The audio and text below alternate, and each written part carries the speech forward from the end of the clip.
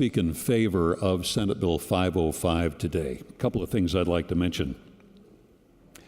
I come from the broadcasting world, as most of you know, where much of what we do is recorded.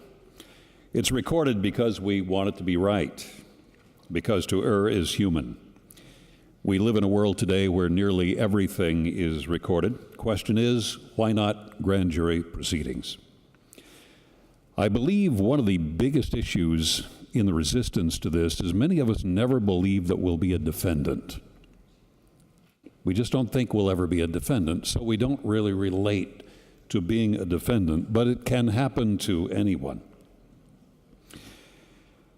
Why would we not want the defense and prosecution on equal footing? I believe recordation is an important part of that, important part of getting us there. After all, why should there be anything close to one-sided access to critical evidence when negotiating a case, especially in negotiating, and 95% of these cases are negotiated out, and then much less do they go to trial, but they do. And that's why I think recordation is important. In the interest of time today, I'll let others who are more familiar with this process talk about the safeguards in Senate Bill 505. I would have a hard time vouching for this bill if it did not have these safeguards, and I believe in them. This is not a new idea. The great preponderance of states in the Union do this, one form or another. And therefore, this is certainly not rocket science.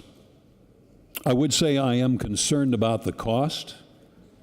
Coming from a traditionally poor county, I'm concerned about this becoming an unfunded mandate for my county, and will be very interested to see how this falls out as we go. But in the interest of justice, I hope you'll vote today for Senate Bill 505B. Thank you. Thank you, Representative. Further discussion? Representative Evans.